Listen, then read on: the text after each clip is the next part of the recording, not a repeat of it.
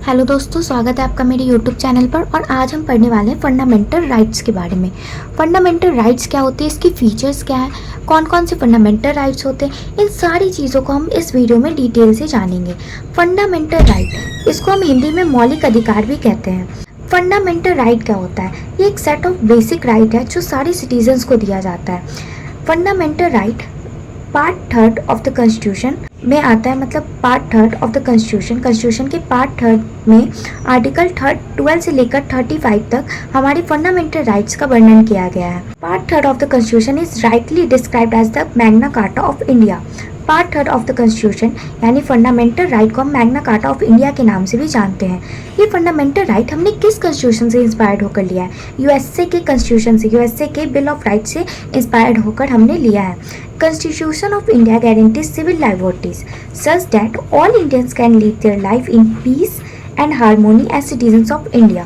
अब देखो, ये फंडामेंटल राइट, फंडामेंटल क्या होता है? अब इसको फंडामेंटल इसलिए बोलते हैं क्योंकि ये बहुत ज़रूरी होता है फॉर ऑल राउंड डेवलपमेंट, है ना, इसीलिए हम इसको फंडामेंटल कहते हैं। फंडामेंटल राइट्स है ये हमारे, ठीक है। ये क्या करता है? Promoting the ideal of political democracy. ये पॉलिटिकल डेमोक्रेसी के आइडिया को प्रमोट करता है। Prevent the establishment of an authoritarian and despotic rule in the country, और ये हमारी कंट्री में ऑथोरिटेरियन और डिस्पोटिक रूल इस्टेब्लिश करने से रोकता है। They operate as limitations on the tyranny to the executive and arbitrary laws of the legislature. ये एग्जीक्यूटिव के tyranny में लिमिटेशंस लगाते हैं और लेजिस्लेचर के आर्बिट्रेटरी लॉज पे भी, मतलब यानी कि एग्जीक्यूटिव के tyranny पे ये क्या करता है? रोक लगाता है, ठीक है। और देखो, लेजिस्लेचर के मनमानी लॉज पे भी ये क्या करता है? लिमिटेशंस लगाता है। अब देखो, हमारे फंडामेंटल राइट्स के फीचर क्या क्या है। देखो, पहला फीचर क्या है? Some fundamental rights are available only to citizens. अब कुछ फंडामेंटल राइट्स ऐसे होते हैं जो बस सिटीजन्स के लिए अवेलेबल होते हैं, बस सिटीजन्स के लिए होते हैं, ओनली इंडिया के नागरिक के लिए।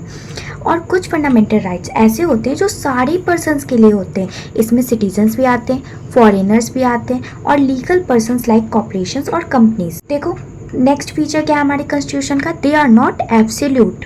ये जो फंडामेंटल राइट है वो एब्सोल्यूट नहीं है, they are not absolute but qualified. अब देखो, हमारा जो फंडामेंटल राइट है, ठीक है, वो एब्सोल्यूट नहीं है। ऐसा नहीं है कि उसमें कोई लिमिटेशंस नहीं है, ठीक है, उसमें लिमिटेशंस हैं सब। ये मतलब इसमें रीजनेबल रिस्ट्रिक्शंस हैं। जो मोस्टली जो फंडामेंटल राइट्स हैं, ठीक है, वो कुछ सर्टेन सिचुएशंस में उसमें रिस्ट्रिक्शंस लग सकते हैं, ठीक है, वो एब्सोल्यूट नहीं है। ऐसा नहीं है कि आपके पास बोलने का अधिकार है तो आप कुछ भी बोल सकते हो, ठीक है, ऐसा बिल्कुल नहीं है। अगर आपके बोलने से किसी को माल हानि हो रहा है, ठीक है, या फिर आपके बोलने से हमारी सिक्योरिटी को खतरा हो रहा है, तो ये आप पे क्या कर सकता है? रोक लगा सकता है। आपके फ्रीडम को, आपके बोलने के फ्रीडम को क्या कर सकता है? छीन सकता है, उस पर रिस्ट्रिक्शन लगा सकता है। अब देखो, नेक्स्ट फीचर क्या है हमारी फंडामेंटल राइट का? All of them are available against the arbitrary action of the state. अब देखो, मोस्टली जो फंडामेंटल राइट्स हैं वो स्टेट के आर्बिट्रेटरी एक्शंस के अगेंस्ट है, ठीक है। और कुछ ऐसे भी हैं, some of them are available against the action of the private individual. Fourth number क्या है हमारे फोर्थ फीचर क्या है हमारे फंडामेंटल राइट्स का? Some of them are negative in character and some are positive. अब देखो, फंडामेंटल राइट्स जो हैं वो नेगेटिव इन कैरेक्टर भी है और पॉजिटिव इन कैरेक्टर भी है। कुछ नेगेटिव कैरेक्टर है और कुछ पॉजिटिव कैरेक्टर है। नेगेटिव कैरेक्टर कैसे? नेगेटिव कैसे है कि स्टेट के पावर्स पे ये क्या करता है? रिस्ट्रिक्शन लगाता है, preventing it from infringing upon individual freedom. Individual freedom का उल्लंघन करने से रोकता है, ठीक है, इसलिए ये क्या है? नेगेटिव इन कैरेक्टर है। और पॉजिटिव इन कैरेक्टर कैसे है कि कि ये स्टेट को कुछ ऑब्लिगेशंस इम्पोज करता है स्टेट पे, कि आप क्या करो, सिटीजन्स को अपॉर्चुनिटी, अवसर और अधिकार दो, ठीक है। तो ये सारी तो मतलब कुछ फंडामेंटल राइट्स ऐसे नेगेटिव इन कैरेक्टर भी है और कुछ पॉजिटिव इन कैरेक्टर भी है। अब देखो, फिफ्थ नंबर क्या है? They are justiciable in nature. Fundamental rights जो हैं वो जस्टिसेबल है, ठीक है। अगर आपके फंडामेंटल राइट्स आपसे छीने जाते हैं तो आप कहाँ जा सकते हो? Supreme court, directly supreme court जा सकते हो, है ना। ये जस्टिसेबल इन नेचर है। सिक्स फीचर क्या है हमारे फंडामेंटल राइट का, दे आर नॉट सैक्रोसेंट और permanent, can be amended by the parliament of India.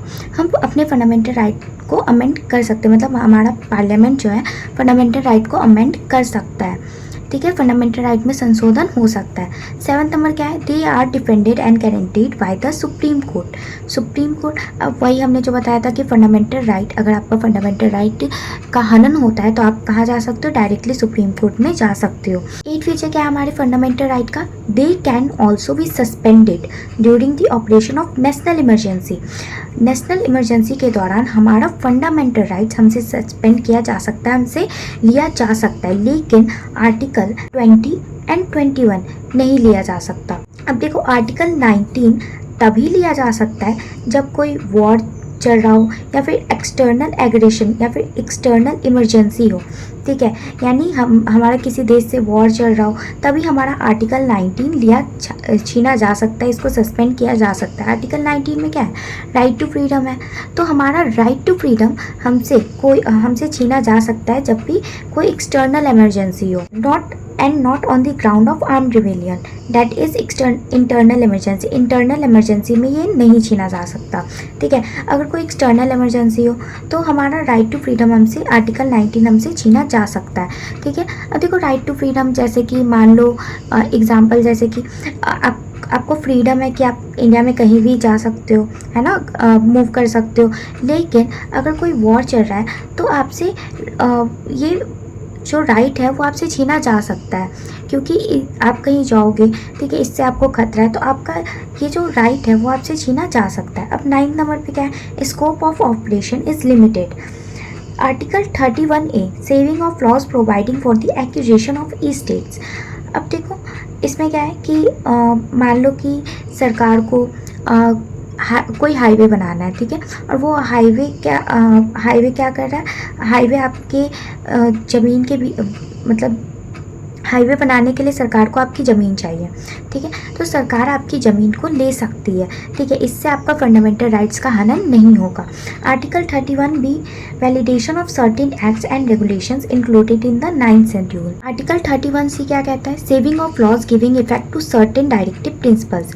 अब देखो directive principles of state policy जो पार्ट 4 कॉन्स्टिट्यूशन के पार्ट 4 में आता है, ठीक है, इसमें हम लोग आगे के चैप्टर्स में पढ़ेंगे कि इसमें क्या क्या है, लेकिन इसको इफ़ेक्ट में लाने के लिए कोई लॉ बनाया जा सकता है, ठीक है। अब देखो आर्टिकल 12 जो है वो हमारे स्टेट के डिफिनेशन को बताता है कि हमारा स्टेट का डिफिनेशन क्या है। According to the supreme Court a private body और an agency working as an instrument of the state falls within the meaning of the state under article 12। कोई भी प्राइवेट बॉडी या फिर कोई agency जो state के instrument के अंदर काम कर रहा है वो स्टेट के मीनिंग के अंदर आता है। अब देखो स्टेट में कौन कौन सी चीज़ें इंक्लूड है, government and parliament of India, सरकार, ठीक है, पार्लियामेंट ऑफ इंडिया ये आता है, government and legislature of the state ये भी आता है, जितने भी लोकल अथॉरिटीज़ है वो आते हैं, अदर स्टैट्यूटरी और नॉन स्टैट्यूटरी अथॉरिटीज़, ये सारे जो हैं वो स्टेट के मीनिंग में क्या है, इंक्लूडेड है। अब देखो हमारा आर्टिकल 13 क्या कहता है, ऐसा कोई भी लॉ, ठीक है, जो हमारे फंडामेंटल राइट के इनकंसिस्टेंट या फिर इनडेरोगेशन है शैल बी वॉइड, वो क्या होगा, वॉइड होगा। It expressly provides for the doctrine of judicial review. अगर सुप्रीम कोर्ट और हाई कोर्ट किसी भी लॉ को देखती एग्जामिन करती है और उनको पता चलता है कि ये लॉ क्या है जो हमारे फंडामेंटल राइट्स को उसका फंडामेंटल राइट्स का हनन कर रहा है या फिर हमारे फंडामेंटल राइट्स का अपमान कर रहा है, तो उसको नल एंड वॉइड मतलब उसको हटा दिया जाएगा, उसको मार दिया जाएगा, ठीक है। The term law in article 13 has a wider meaning. ये जो टर्म लॉ है आर्टिकल 13 में उसके बहुत वाइडर मीनिंग है, ठीक है। And any of the following can be challenged in the court as violation of fundamental right can be declared void. और इसमें से कोई भी कोर्ट में चैलेंज किया जा सकता है कि हमारा फंडामेंटल राइट अगर वॉयलेट हो रहा है तो इनमें से कोई भी कोर्ट में चैलेंज किया जा सकता है, ठीक है, और उसको वॉइड डिक्लेयर किया जा सकता है। अब देखो इसमें कौन कौन से इंक्लूड है, फर्स्ट परमानेंट लॉज, जितने भी परमानेंट लॉज होते हैं जो पार्लियामेंट और स्टेट लेजिस्लेचर इनैक्ट करती है। B temporary laws like ordinance issued by the temporary जो लॉ होते हैं जैसे कि ordinance issued by the president और the state governor. C statutory instruments in nature of delegated legislation, executive legislative like जैसे कि order, bylaw, rule, regulation और notification, ये सारी चीज़ें। नंबर क्या है? Non legislative sources of law that is custom और usage having the force of law. तो अब हम देखेंगे हमारे फंडामेंटल राइट के बारे में कि हमारे कितने फंडामेंटल राइट्स होते हैं। Part 3 of the Indian constitution, हमने बताया था कि पार्ट 3 में हमारा क्या होता है, फंडामेंटल राइट आता है। वो हमें 6 फंडामेंटल राइट्स देते हैं। हमारे कितने फंडामेंटल राइट होते हैं? 6। पहला कौन सा है? राइट टू इक्वालिटी, जो आर्टिकल 14 से 18 तक होता है। फिर क्या आता है? राइट टू फ्रीडम, आर्टिकल 19 से 22 तक। C right against exploitation, articles 23 to 24। D right to freedom of religion, article 25 से 28 तक। E cultural and educational rights, article 29, 30। और F right to constitutional remedies, article 32। अब ओरिजिनली जब हमारा कॉन्स्टिट्यूशन बना था तो हमारे 7 फंडामेंटल राइट्स थे, लेकिन राइट टू प्रॉपर्टी को आर्टिकल 31 था उसको डिलीट कर दिया गया bye 44th amendment act of 1978। ठीक है, पहले ये क्या था? फंडामेंटल राइट था, लेकिन अब इसको फंडामेंटल राइट से डिलीट कर लीगल राइट बना दिया गया और अभी लीगल राइट है under article 300A in part 12 of the constitution. अब देखो, fundamental right are operate as limitations and on the training of the executive, वही एग्जीक्यूटिव की ट्रेनिंग पे लिमिटेशंस लगाता है, और arbitrary laws of the legislature. Fundamental right जो है वो एब्सोल्यूट नहीं है इसमें, and subject to reasonable restrictions, इसमें कुछ रीजनेबल रिस्ट्रिक्शंस भी हैं। हम एक एक करके डिटेल से देखेंगे। पहला क्या था? राइट टू इक्वालिटी, जो आर्टिकल 14 से लेकर 18 तक था। अब राइट टू इक्वालिटी, आर्टिकल 14 में क्या आता है? Equality before law and equal protection of law. Law की नज़र में यानी कानून की नज़र में सब क्या है? इक्वल है, सबको क्या मिलता है? इक्वल प्रोटेक्शन मिलता है। ठीक है। आर्टिकल 15 क्या होता है? Provision of discrimination on grounds of religion, race, caste, sex etcetera. अब देखो, आर्टिकल 15 में क्या है कि ये डिस्क्रिमिनेशन को रोकता है। ठीक है, आप किसी भी रिलीजन के हो, किसी भी रेस से बिलोंग, किसी भी कास्ट के हो, ठीक है, आपका जेंडर कुछ भी हो, आपको कोई मतलब आप पे कोई भी डिस्क्रिमिनेशन नहीं हो सकता है ना, कोई भी भेदभाव नहीं हो सकता। ठीक है, सब क्या है? इक्वल है। देखो, आर्टिकल 16 क्या है? Equality of opportunity in matters of public employment. Article 17 क्या कहता है? Evolution of untouchability. अब छुआछूत को ये क्या करता है? रोकता है। आर्टिकल 18 क्या कहता है? Evolution of titles. ठीक है। अब देखो, सेकंड नंबर पे क्या है? राइट टू फ्रीडम, जो आर्टिकल 19 से 22 तक होता है। अब देखो, राइट टू फ्रीडम बहुत सारी चीज़ें आती है। Freedom of speech and expression, ठीक है, आपको स्पीच और एक्सप्रेशन की फ्रीडम मिलती है। फ्रीडम ऑफ असेंबली आप बना सकते हो। Freedom of association, freedom of movement, आप इंडिया में कहीं भी जा सकते हो, है ना, मूव कर सकते हो। फ्रीडम ऑफ रेसिडेंस, आप कहीं भी जाकर रह सकते हो। फ्रीडम ऑफ प्रोफेशन, आप कोई भी प्रोफेशन चुन सकते हो जो भी आपको अच्छा लगे। ठीक है, आपको टीचर बनना है, आप टीचर बन सकते हो, डॉक्टर बनना है, डॉक्टर बन सकते हो। ठीक है, तो इन सारी चीज़ों की आपको क्या मिलती है? फ्रीडम मिलती है। अब देखते हैं हमारा आर्टिकल 20 क्या कहता है? Protection in respect of convention for offences. Every accused person is guaranteed the protection against arbitrary and excessive punishment. इसमें क्या है कि जितने भी एक्यूज्ड पर्सन है, मतलब कि जो भी अपराधी, जो व्यक्ति जो अपराध किए हैं, ठीक है, जो भी आरोपी पर्सन है, आरोपी व्यक्ति है, उनको आर्बिट्रेटरी और एक्सेसिव पनिशमेंट से क्या मिलता है? प्रोटेक्शन मिलता है। अब इसमें protection against conviction for offence में 3 चीज़ें आती हैं। ठीक है, no ex post facto law. अब इसका मतलब क्या होता है कि देखो, इसको एक एग्जाम्पल से बहुत अच्छे समझते हैं। ठीक है, कि एक व्यक्ति है, ठीक है, ये एक पर्सन है जिसने क्या किया? चोरी किया। अब जब इसने चोरी किया तो चोरी की सज़ा 1 साल की थी। अब इसके बाद, ठीक है, इसने चोरी कर लिया। अब इसके कुछ दिन बाद मान लो कि चोरी की सज़ा 3 साल हो गई। ठीक है। अब जो व्यक्ति चोरी करेगा तो वो 3 साल की सज़ा लेगा, 3 साल जेल जाएगा। तो इस व्यक्ति को 1 साल का सज़ा मिलेगा या 3 साल का? तो 1 साल का, है ना। तो ये लॉ ये कहता है कि आज आपने कोई ऑफेंस किया है, आज आपने कोई ऑफेंस किया है तो आपको आज के लॉ के हिसाब से सज़ा मिलेगा। अगर फ्यूचर में कोई लॉ अगर चेंज होता है, ठीक है, तो आप पे कोई फ़र्क नहीं पड़ेगा। तो इसने आज चोरी किया था तो इसको आज के लॉ के हिसाब से सज़ा मिला, है ना। अब फ्यूचर में कोई व्यक्ति चोरी करेगा तो उसको 3 साल का सज़ा मिलेगा। तो no ex post facto law क्या कहता है? It means that parliament can not pass any legislation with retrospective effect. अब देखो, नो डबल जेओपर्डी, इसका मतलब क्या होता है कि आपको एक ऑफेंस के लिए एक बार ही सज़ा मिलेगा, एक बार से ज़्यादा नहीं। मान लो कि आपने चोरी किया, ठीक है, अब आपको 1 साल का सज़ा मिल गया, है ना। ये एग्जाम्पल जो हम समझ रहे हैं, 1 साल का सज़ा मिल गया। अब इसको बार बार सज़ा मिलेगा क्या? नहीं, इसने एक बार चोरी किया, इसको 1 साल का सज़ा मिला, ठीक है। तो मतलब सेम ऑफेंस के लिए आपको बार बार सज़ा नहीं मिल सकता, एक बार ही मिलेगा।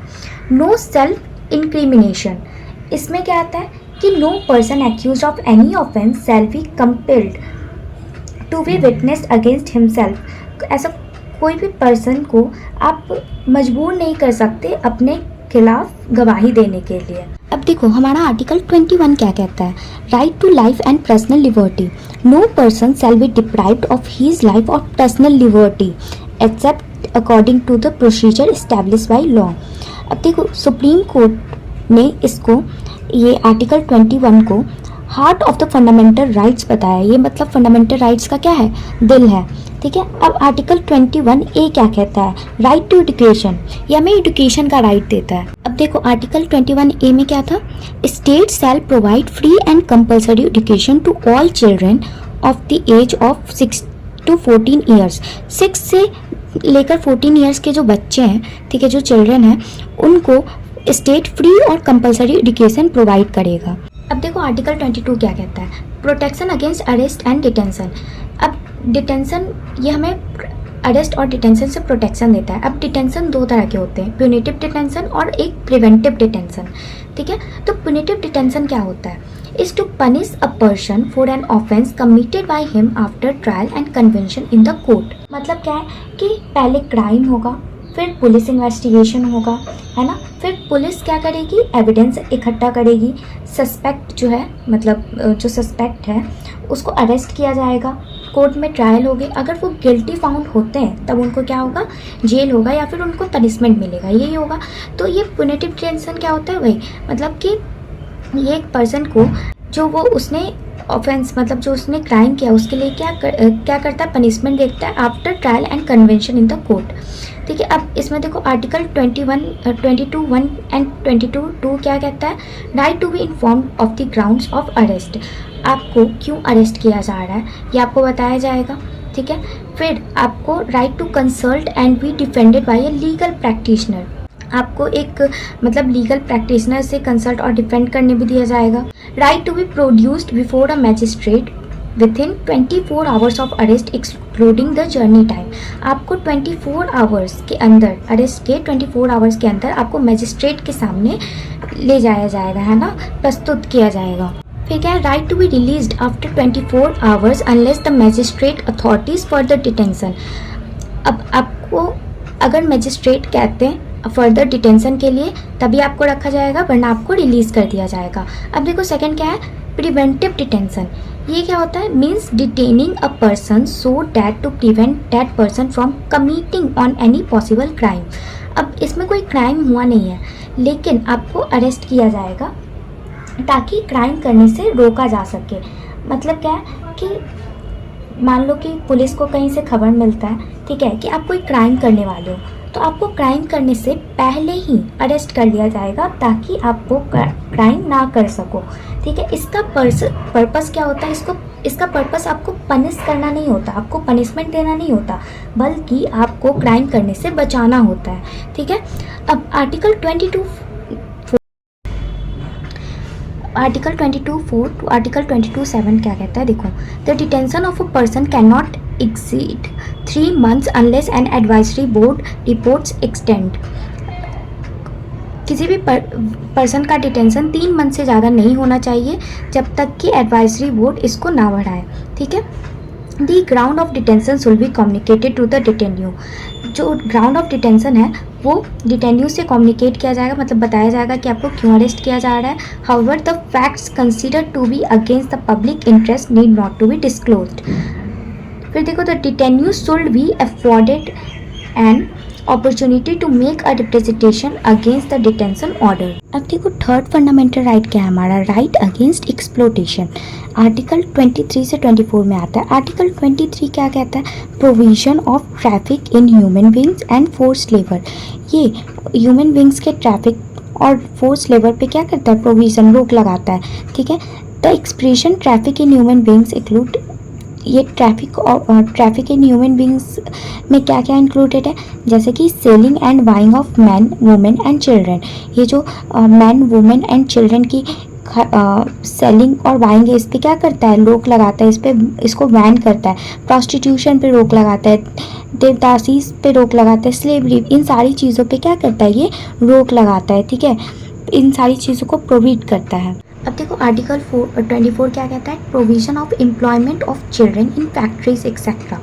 It provides the employment of children below the age of 14 years के जो नीचे के बच्चे जो होते हैं ना, उनको किसी भी फैक्ट्री, माइन या फिर हजार्ड एक्टिविटीज़ जैसे कि कंस्ट्रक्शन वर्क और रेलवे में काम करने से मना करता है, प्रोहिबिट करता है, ठीक है, रोकता है। Child labour provision and regulation act 1986 में अमेंडमेंट हुआ था कब, 2016 में, जो कि कम्प्लीटली प्रोहिबिट करता है, कम्प्लीटली रोकता है।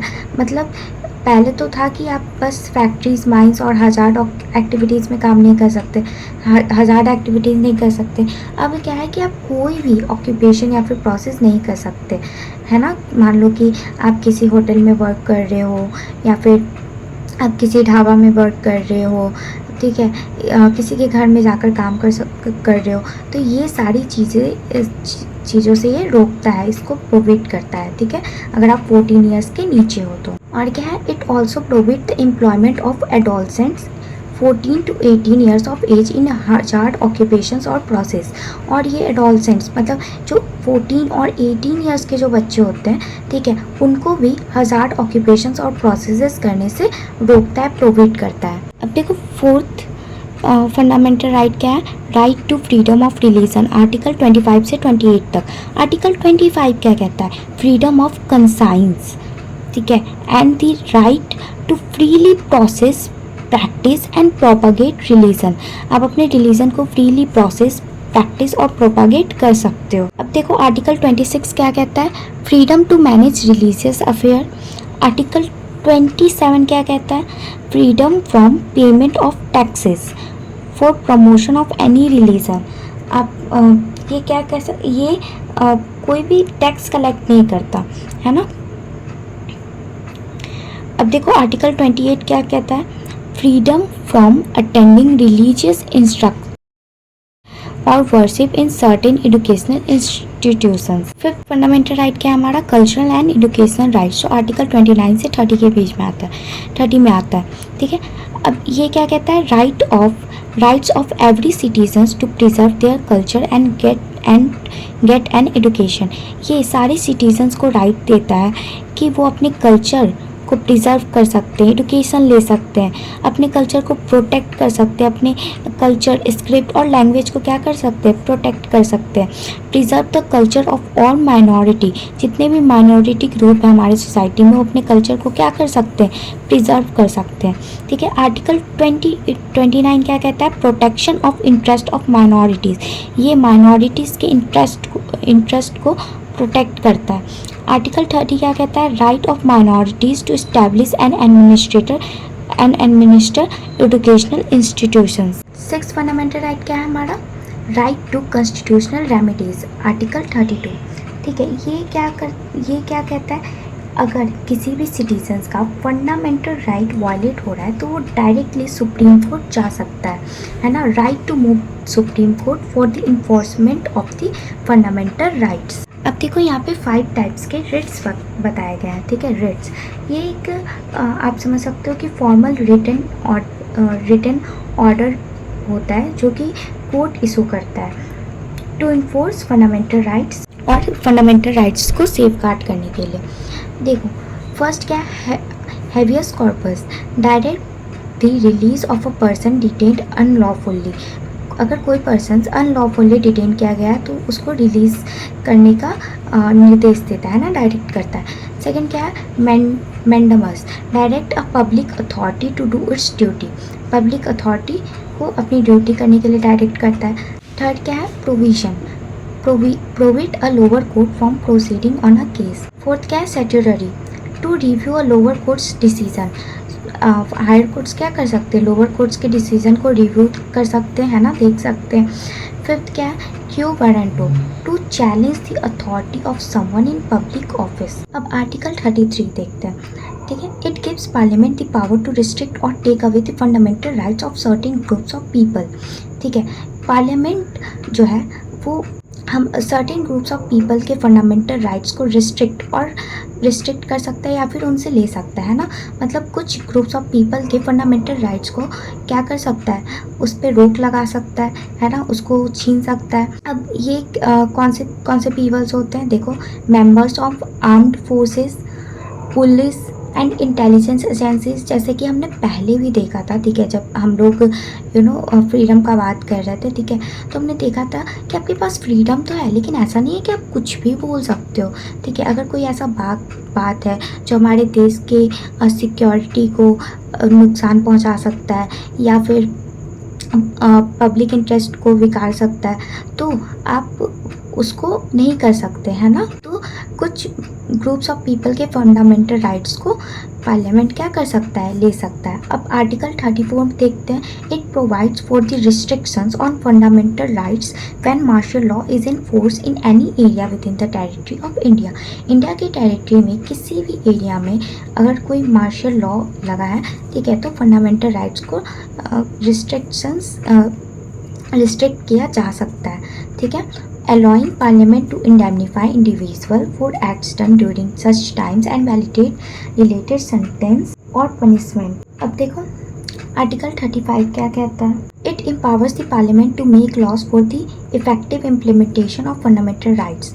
ये पार्लियामेंट को क्या करता है, एम्पावर करता है कि आप लॉ बना सकते हैं ना, फंडामेंटल राइट फंडामेंटल राइट का इफेक्टिव इम्प्लीमेंटेशन हो उसके लिए लॉ बना सकते हैं, including prescribing punishment for offence related to them.